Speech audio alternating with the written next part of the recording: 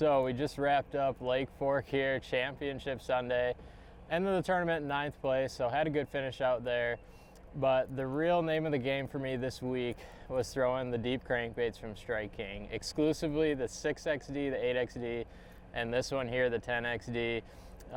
You know, kind of talking about how I use these crankbaits. You know, I was fishing that 18 to 22 foot range, so getting those crankbaits down to that fish was key. Now, the spots I was fishing had a lot of timber. Here's kind of an example of what I'm looking for when I'm fishing a point exclusively with that deep crankbait. So on my mapping here, you know, we have a large point here on Lake Fork that sticks way out. You have the flat up here that's really shallow, 3 foot of water, especially when it's low. A lot of water up on this flat, and it extends all the way out into this deep tip right here. And you know, the way this point sets out, there's a lot of options for these fish to be. You know, they could be here, they could be on this tip, and they could be on this tip. There's really 3 places that I would generally look when I'm looking for these fish offshore, you know, with that deep crankbait.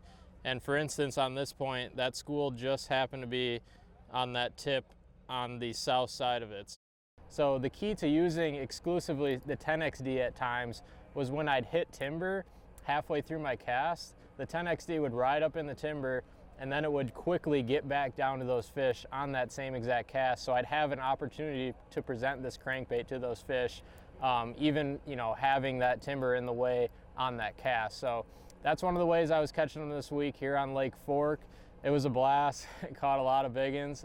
It's definitely a stressful way to catch them in a tournament situation, but when you do hook them up on this big crankbait, 9 times out of 10, they got her down the hatch and you can get them in the boat. So what a fun way to fish, and what a great tournament.